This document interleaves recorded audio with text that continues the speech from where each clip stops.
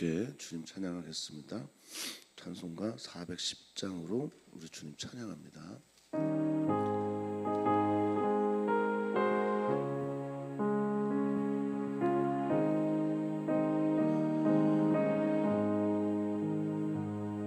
내 맘에 한 노래 있어 나 즐겁게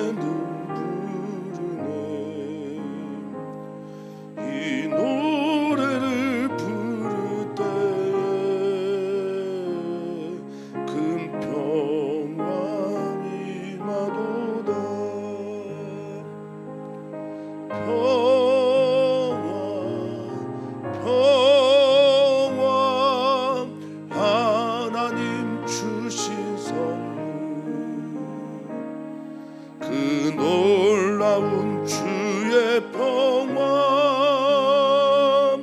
하나님 선물이세.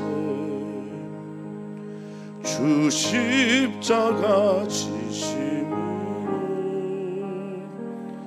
날 구원해 주셨으며 주 예수님 고난받아 나 평화 누리도다.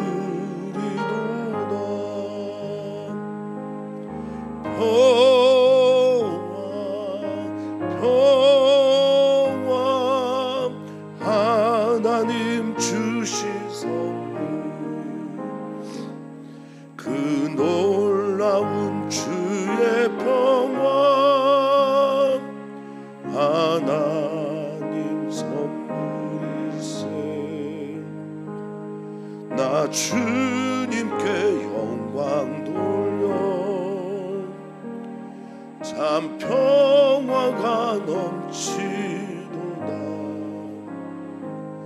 주 하나님 은혜로서 이 평화 누리로다.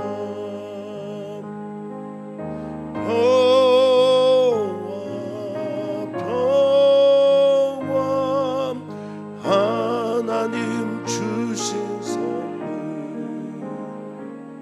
그 놀라운 주의 평화 하나님 선물이세. 이 평화를 얻으려고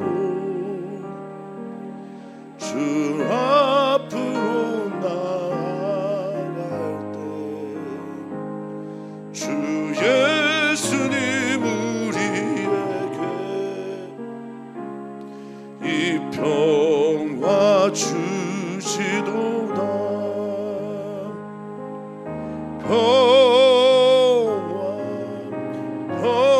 평화 하나님 주신 선물 그 놀라운 주의 평화 하나님 선물이세. 아멘. 오직 주님만이 우리의 구원이며 우리의 피할 바위가 되시며 오직 주님만이 나의 요새이시며 내 생명의 반석이 되시기에 오늘 그 주님께 집중함으로 얻어지는 평화가 우리 사랑하는 모든 교우들에게 넘치게 해 주시옵소서. 하나님으로부터 의롭다함을 받은 사람들이 누리는 참 평화가 하나님과의 관계 회복이 오늘 우리들의 삶 가운데 아빠 아버지를 부르는 순간 하나님의 응답과 함께 찾아오게 하여 주시고 오늘 말씀을 통해서 하나님께서 계획하시고 또 우리에게 전해주고 하시는 그 놀라운 평화의 말씀으로 참된 평화를 누리며 승리하는 우리 귀한 주의 성도들 되게 하여 주시옵소서. 감사함을 예수님의 이름으로 기도하옵나이다. 아멘. 하나님 말씀 함께 봅니다. 하나님의 말씀 로마서 5장 1절에서 11절까지 말씀입니다. 로마서 5장 1절에서 11절까지 말씀 우리 한 목소리로 읽겠습니다. 그러므로 우리가 믿음으로 의롭다 하심을 받았으니 우리 주 예수 그리스도로 말미암아 하나님과 화평을 누리자. 또한 그로 말미암아 우리가 믿음으로 서 있는 이 은혜에 들어감을 얻었으며 하나님의 영광을 바라고 즐거워하느니라. 다만 이뿐 아니라 우리가 환난 중에도 즐거워하나니 이는 환난은 인내를, 인내는 연단을, 연단은 소망을 이루는 줄 알미로다. 소망이 우리를 부끄럽게 하지 아니함은 우리에게 주신 성령으로 말미암아 하나님의 사랑이 우리 마음에 부은 바 됨이니 우리가 아직 연약할 때의 기약대로 그리스도께서 경건하지 않은 자를 위하여 죽으셨도다. 의인을 위하여 죽는 자가 쉽지 않고 선의인을 위하여 용감히 죽는 자가 혹 있거니와 우리가 아직 죄인 되었을 때에 그리스도께서 우리를 위하여 죽으심으로 하나님께서 우리에 대한 자기의 사랑을 확증하셨느니라. 그러면 이제 우리가 그의 피로 말미암아 의롭다 하심을 받았으니 더욱 그로 말미암아 진노하시면서 구원을 받을 것이니 곧 우리가 원수 되었을 때 그의 아들의 죽으심으로 말미암아 하나님과 화목하게 되었은즉 화목하게 된 자로서는 더욱 그의 살아나심으로 말미암아 구원을 받을 것이니라. 그뿐 아니라 이제 우리를 화목하게 하신 우리 주 예수 그리스도로 말미암아 하나님 안에서 또한 즐거워하느니라. 아멘. 아멘. 우리는 로마서를 통해서 사도 바울이 매우 강조하고 있는 이신특위 혹은 이신칭이라고 불리는 믿음으로써 의롭다함을 얻고 또 의롭다함 의인이라 칭함을 받았다라고 하는 진리 앞에 서서 그 말씀을 깊이 묵상하고 있습니다. 내가 하나님으로부터 받아들여진 의인이 되었다라고 하는 것의 의미를 조금 더 깊이 마음에 새기면서 그것을 누리실 수 있는 저와 우리 사랑하는 성도님들 되기를 축복합니다. 오늘 본문의 말씀은 그러므로 이렇게 시작을 하고 있습니다. 의롭다함을 받은 우리들의 이야기, 또 아브라함이 그렇게 무할례 때에 하나님의 약속을 받고 하나님을 믿었을 때 의로 여기게 되었다라고 하는 이야기를 통해서 그것은 아브라함만의 이야기가 아니라 우리들의 이야기이기도 합니다라는 고백을 하고 나서 그러므로 우리가 이렇게 의롭다 하심을 믿음으로 받게 된다면 우리가 누리는 기쁨은 뭐냐라고 할 때 우리 주 예수 그리스도로 말미암아 하나님과 화평을 누리자라고 성경은 말하고 있습니다. 여기에서 이 화평이라고 하는 단어가 평화라고 번역이 되는 에이레네인데요. 전쟁 중에 에이레네는 그리스 로마 신화에서는 평화의 여신인데 전쟁 중에 강 근처에 그곳에 이르르면 서로 생존을 위한 식수가 필요하지 않아요? 그래서 그 강에서는 전쟁을 멈췄다고 합니다. 이걸 에이레네라고 하는데요. 안전한 곳, 또 평안한 곳, 화평의 자리 이렇게 쓸 수가 있겠습니다. 그런데 이 에이레네라고 하는 단어에서 매우 중요한 뜻 하나가 더 있는데 그게 뭐냐면 하나됨이라는 겁니다. 바울 사도에게 있어서 하나님과 화평을 누리는 것, 그것은 예수 그리스도로 말미암아 하나님이 내 안에 내가 하나님 안에 있는 요한복음에서 고백하는 그 생명의 신비와 일치된 것을 말합니다.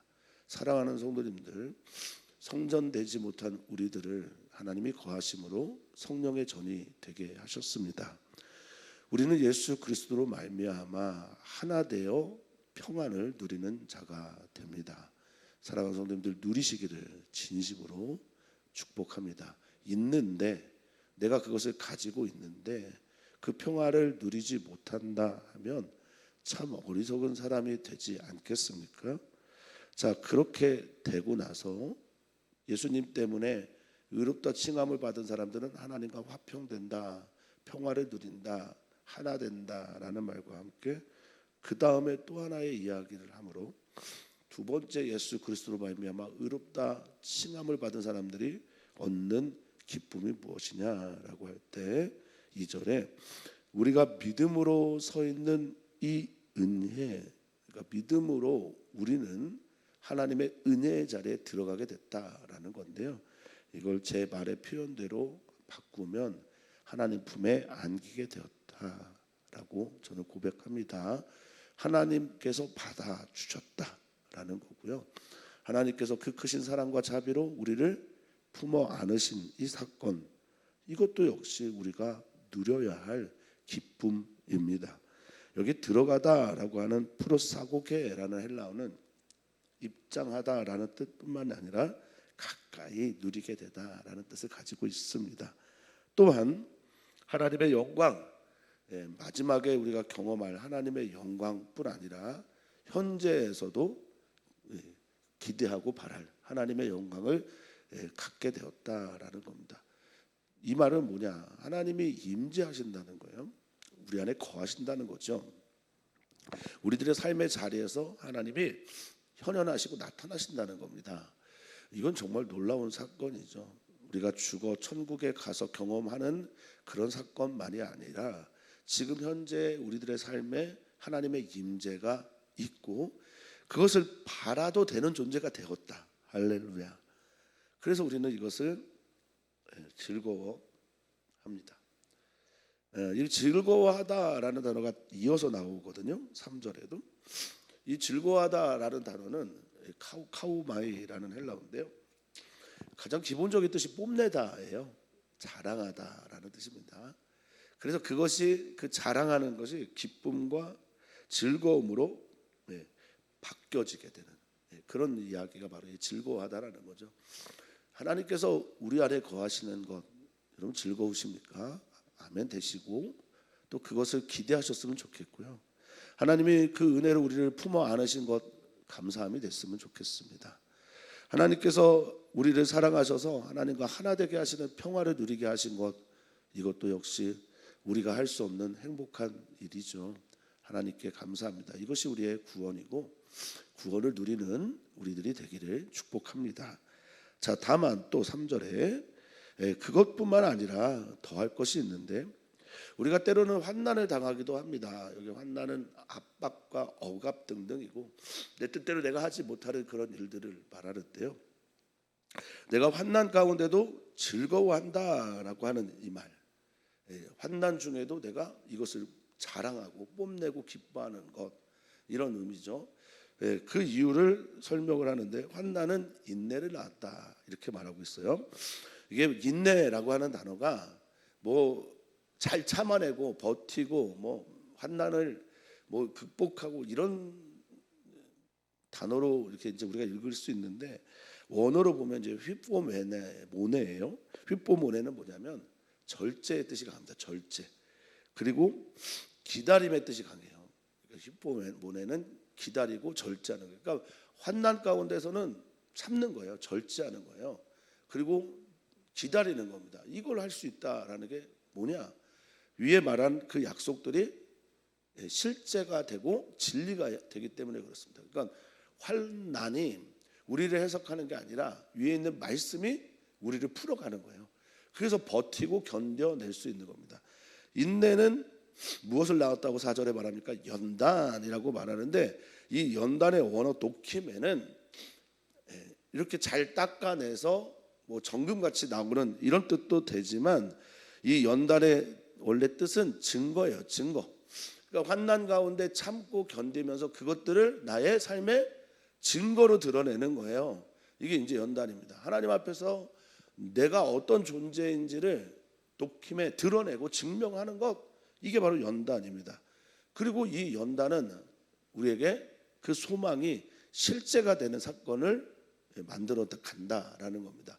이 땅 가운데 이 생을 살아가면서 평화와 기쁨을 누리기도 하는 분들도 계시고 하나님의 나라를 맛보는 분도 계시지만 결국 종국에는 죽어서 경험되어지는 죽음조차도 하나님께서 주시는 이 소망이 이루어지는 사건이다. 그래서 나는 환난 중에도 뭐 한다고요? 즐거워한다라는 겁니다. 뽐내고 자랑한다라는 겁니다. 뭐 사람들이 이렇게 말할 수도 있겠습니다. 아, 이거 사이코패스 아니야? 그런 사람이 어디 있어? 그런데 환난으로 우리는 압니다. 그걸 즐거워하고 좋아하고 그 속으로 들어가려고 하는 사람은 없습니다. 환난 가운데도 우리가 바라볼 진리가 있기 때문에 우리는 이 환난이 소망을 이룬다라는 것을 알고 믿는다라는 거죠. 누가 환난을 좋아하겠습니까? 누가 환난을 쉽게 이길 수 있겠습니까? 그러나 우리가 이기게 되는 것은 하나님께서 주신 그 진리가 변형되지 않기 때문에 그렇습니다. 우리는 때로는 변하고 우리는 때로는 도망가고 회피하지만 우리 하나님께서 약속하신 그 약속과 사랑은 결코 변하지 않습니다. 자, 이 소망이 우리를 부끄럽게 하지 않는다. 복음이 우리를 부끄러워하지 않는다. 내가 복음을 부끄러워하지 않는다라고 이렇게 말을 하는데 이 소망이 도대체 뭘까? 환난을 받으면 대부분의 사람들은 하나님이 나를 사랑하지 않는다고 생각해요. 그럴 수밖에 없지 않습니까? 어려움과 아픔이 있고 고통받는데 하나님이 나를 사랑한다고 생각하는 사람이 어디 있겠습니까? 그런데 이 소망 가운데 우리가 끝까지 자랑하고 기뻐하고 즐거워하는 이유는 우리에게 주신 누구 때문이에요? 성령님. 우리로 하나님의 진리를 깨닫게 하시고 우리와 안에서 계속해서 우리를 위로하시고 우리 안에 믿음을 더하게 하셔서 이 모든 사건이 실제가 되게 하시는 하나님의 영으로 말미암아 우리에게 무엇이 부음받으냐? 하나님의 사랑이 우리 마음에 부음받는다라고 말합니다. 그러니까 성령을 경험하는 사람들은 은사를 나타내거나 뭐 또 다른 어떤 역사가 있거나 여러 가지 일들이 표현되어지고 현상적으로 나타나는 게 성령 충만의 사건이 아니고요. 그러니까 그럴 수도 있지만 보편적으로 말할 수는 없다라는 얘기예요. 그런데 성령이 충만한 사람들은 반드시 고백하는 게 있는데 그게 뭐냐? 하나님의 사랑. 하나님은 나를 사랑하신다. 하나님은 지금도 나와 함께 하신다. 이건 성령에 충만한 사람들이 반드시 고백하고 또 그렇게 살아가는 것이다 라고 지금 사도 바울은 말하고 있는 겁니다. 여기 부음받았다라고 하는 게 이게 쏟아붓는 거예요. 그러니까 비가 내릴 때 그냥 비가 내리는 게 아니라 폭우가 내려서 피할 수 없는 그 우산으로도 그 어떤 것으로도 피할 수 없는 이 하나님의 사랑이 내게 쏟아 부어지게 되는 거죠. 오늘 사랑하는 모든 성도들, 특별히 아픔과 쓰라림에 있는 모든 분들에게 하나님이 나를 사랑한다라고 하는 이 믿음의 고백이 쏟아져 나오기를 축복합니다. 자, 그 사랑이 어떻게 구체적으로 표현됐느냐라고 할 때 6절부터 8절, 10절 이 상태 메시지를 전하면서 바울 사도는 그때 하나님의 사랑이 우리에게 나타났다. 누구를 통해서요? 예수 그리스도를 통해서 우리에게 나타났다. 그러니까 하나님의 사랑을 보기를 원하는 사람들은 누굴 만나야 됩니까? 예수 그리스도를 만나야 합니다. 그리고 또한 그분이 나에게 어떠한 사랑을 베푸셨는지를 우리는 고백할 수 있어야 한다라는 겁니다. 그리고 이 사건들을 나의 이야기로 만들어 가시는 분이 누구다? 하나님의 성령이시다라는 겁니다. 어떤 성경학자는 그런 얘기를 합니다. 성경에 중요한 본문이 나올 때마다 의도적이든지 의도적이지 않은지는 모르겠으나 하나님 이야기와 예수 그리스도 이야기와 성령님의 이야기가 같이 등장한다라고 말하는데 그런 점에서 5장은 하나님과 예수 그리스도 성령의 삼위일체적인 사건, 그 사건이 어떻게 나타났는지를 우리에게 보여주고 있는 거예요. 자, 우리가 아직 연약할 때에 기약은 이제 약속인데 이 기약은 카이로스입니다. 그래서 하나님의 때라고 보는 게 더 좋습니다. 요한복음에 하나님께서 예수 그리스도를 보내셨고 예수 그리스도께서 그렇게 말씀하셨던 나의 때, 카이로스죠. 우리가 아직 연약할 때 예수 그리스도께서 그 시간에 맞춰서 경건하지 않은 자를 위하여 죽었다라고 말하고 있습니다. 이 연약한 자는 말입니다. 아스데네오라고 하는 연약하다라는 게 병들다라는 뜻도 있고 모든 종류의 약함 이런 뜻도 있습니다. 약한 자는 자기 힘으로 뭘 할 수 없어요. 이 노예 상태와도 같은 것이고 무기력한 상태에 빠져 있는 사람. 그러니까 약한 자는 구원을 자기 힘으로 이룰 수 없죠. 약한 자는 죄와 싸워 이길 수도 없습니다. 약한 자는 이 죄의 권능의 늪에서 빠져나올 수가 없습니다. 그러할 때 누가 등장하시냐? 바로 그리스도께서 나타나셔서 우리의 약함, 우리의 병듦, 우리의 모든 죄악 이걸 다 담당하셔서 불경건한 자들입니다. 이 하나님을 경외하지 않는 자들이거든요. 경건하지 않은 사람들, 그리고 죄인을 위하여 죽게 되시는 겁니다. 경건하지 않은 자 어떤 사람입니까? 아세비스라고 하는 이 단어는 하나님 믿지 않는 거예요. 하나님 예배하지 않는 거예요. 하나님께 경외감으로 나가지 않는 겁니다. 이런 사람들, 하나님 모르고 하나님 없다고 말하고 정말 연약하여서 하나님을 바라보지 못하는 그런 사람들 위해 죽으십니다. 이어서 말합니다.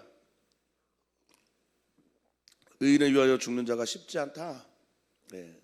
누구라도 의인을 위해 죽는 사람 많지 않습니다. 여기 쉽지 않다라는 단어는 원어적으로 보면 드물다, 겨우 이런 뜻을 가지고 있어요. 그러니까 간신히 그냥 몇 사람 찾아보기 힘들다. 선인을 위하여 용감히 죽는 자 혹 있다, 간혹 있다. 아마도 있는지 없는지 잘 모르겠으나 자기의 목숨이 소중하기 때문에 누군가를 위해 이렇게 쉽게 내어놓기는 어렵다라고 말합니다. 여기 위하여라고 하는 반복해서 나오는 이 단어들은 휘페르라고 하는 단어입니다. 휘페르라고 하는 헬라어는 대신하여라는 뜻이 있어요. 그래서 의인을 대신하여, 선인을 대신하여, 그런데 우리를 대신하여, 경건하지 않은 우리를 대신하여 위하여 예수께서 죽으신 겁니다. 자, 우리는 선인도 의인도 아니에요. 그런데 8절 우리의 상태 메시지는 우리가 아직 죄인인데 하나님과 관계가 끊어져 있고요, 하나님과 등 돌린 자이고 하나님 앞에서 불경건한 자이고 하나님을 믿지 않고 하나님을 경외하지 않는 우리들 말입니다. 이런 죄인이 된 우리들을 위해 그리스도께서 우리를 위하여 죽으심으로 하나님께서 우리에 대한 자기의 사랑을 어떻게 했다고 말합니까? 확증하셨다라고 말하고 있습니다. 그러니까 예수님 왜 죽으셨냐? 예수님이 왜 우리를 위하여 십자가에서 죽으셨느냐라고 물어볼 때 바울 사도의 답은 하나님의 사랑이다. 어디까지 사랑하신 거냐? 자신의 아들을 죽게 하시기까지 사랑하셨다라는 거고요. 예수님도 우리를 위해서 십자가에서 스스로 하나님의 어린 양이 되어 바꿨다, 치환한 겁니다. 우리를 하나님과 화목의 관계로 만들어 가셨습니다. 하나님께서 우리에 대한 자기의 사랑을 확증했다라고 할 때 이 확증하다라는 신 이스테미라고 하는 단어는 함께 두다라고 하는 뜻이 가장 기본적인 뜻인데 이것을 통해서 드러냈다라는 겁니다. 하나님께서 하나님의 사랑을 예수 그리스도를 통해서 계시하고 드러내셨다라는 겁니다. 하나님의 사랑이 고픈 사람들은 하나님의 사랑의 모든 것이라고 할 수 있는 예수 그리스도를 바라보아야 하는 겁니다. 우리가 믿는 바 하나님께서 우리를 사랑하신다라고 하는 이 고백, 환난도 이기고 인내하고 인내를 통한 소망을 만들어가는 이 모든 종류의 것들, 이것은 하나님의 사랑이 우리에게 부은 바 됨이고 이것은 오직 예수 그리스도를 통해서 그렇게 된 것이다. 자, 9절입니다. 그러면 이제 우리가 그의 피로 말미암아, 여기 이 피는 무엇을 상징합니까? 재물 아니겠습니까? 재물, 그리고 생명이잖아요. 예수 그리스도의 생명 쏟으심과 예수 그리스도의 그 재물 되심으로 말미암아 우리가 무엇을 얻었어요? 의롭다 하심을 얻었습니다. 이것은 히브리서에 매우 잘 나타나 있는데 단번에 영원한 재물이 되신 우리 주 예수 그리스도입니다. 그래서 우리는 우리 주님의 재물 되심 때문에 의롭다함을 받았고, 의롭다함을 받았다라고 하는 것은 하나님의 모든 진노, 심판에서 뭘 받았다는 겁니까? 구원, 구출, 살아남을 경험하게 되었다라는 겁니다. 할렐루야. 이것이 우리에게 평안이 되기를, 이것이 우리에게 기쁨이 되기를, 감사가 되기를 축원합니다. 10절입니다. 우리가 원수가 되었을 때, 원수는 뭐예요? 등 돌리고 또 적이 되고 하나님과 관계가 완전히 끊어진 그 자리에서 아들의 죽으심으로 말미암아 하나님과 어떻게 됐다고 말합니까? 화목하게 되었다. 의롭다함을 얻고 진노하심에서 벗어나게 된 사건이 화목하게 되었는데, 이 화목이라고 하는 단어가 앞에 나와 있는 에이레네와는 다릅니다. 여기서 화목이라고 하는 단어는 카탈라소라고 하는 단어인데요, 이거의 가장 기본적인 뜻은 상호 교환입니다. 예수 그리스도를 대속의 제물로 우리에게 주시고, 그래서 우리는 상호 교환이 되어서 하나님 앞에 설 수 있는 존재가 된 거예요. 이게 지금 화목의 합니다. 대속물로 우리에게 내주시고 대속의 그 대가로 우리가 하나님과 관계 회복이 되었다라는 겁니다. 또한 이것에 대한 증거는 뭐냐? 예수 그리스도께서 죽으심으로 말미암아 우리가 대속이 되고, 대속이 된 자로서 예수 그리스도께서 어떻게 되셨죠?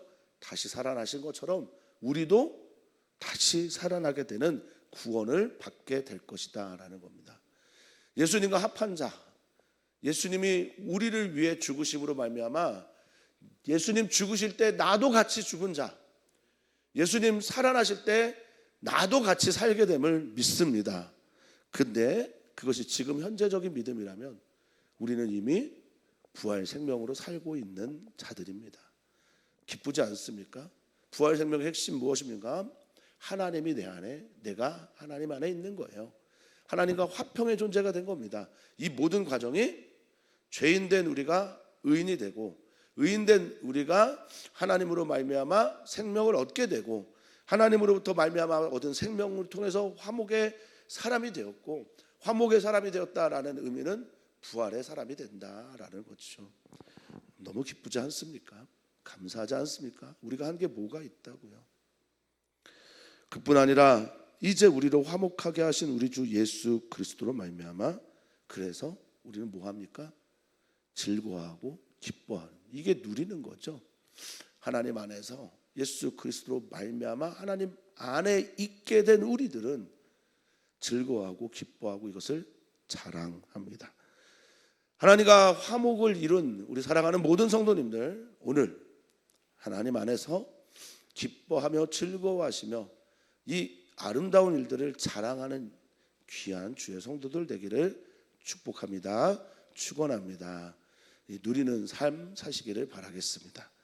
오늘 우리는 기도합니다. 주일 예배를 위해 기도할 것이고 주일의 메신저들을 위해서 기도해 주시면 감사하겠습니다. 또한 우리 유기문 집사님 위해서 기도합니다. 수요일 수술 잘 됐고 목요일보다는 금요일이 오늘이 훨씬 더 아프다고 합니다. 잘 견딜 수 있도록 좀 나아지는 것들을 보실 수 있도록 하나님의 사랑 안에 거하도록 그렇게 기도해 주시면 감사하겠습니다. 다음 주 토요일에는 우리 정혜정 자매가 결혼하는데 이를 위해서도 기도 부탁을 드립니다. 살아계신 하나님, 사랑이신 하나님, 우리를 사랑하셔서 말과 혀의 사랑이 아닌 행함과 진실함으로 그 사랑을 보여주신 하나님 아버지요, 우리가 무엇이 간데 이 연약하고 죄인되고 하나님과 원수된 우리가 무엇이기에 이렇게 사랑하시며 돌보십니까? 권념하십니까? 그 사랑으로 오늘 일어나게 해주십시오. 나는 하나님께 사랑받은 자다, 나는 하나님 안에 있고 하나님 내 안에 있다 라고 하는 믿음의 고백과 함께 오늘을 승리의 삶으로 바꾸는 우리 귀한 주의 성도들 되게 하여 주시옵소서. 감사하며 예수님의 이름으로 기도합니다. 아멘.